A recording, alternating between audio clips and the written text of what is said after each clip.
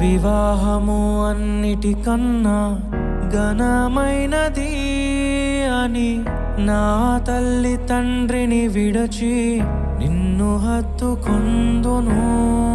క్రీస్తు యేసు సంగమునకు శిరస్సైయుండులాగున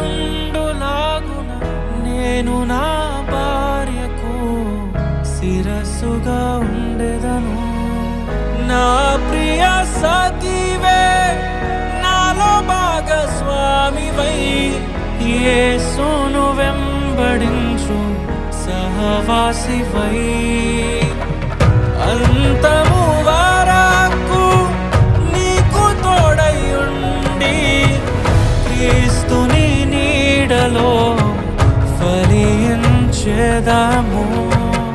పరలోక సాక్షిగా నీ సన్నిధిలో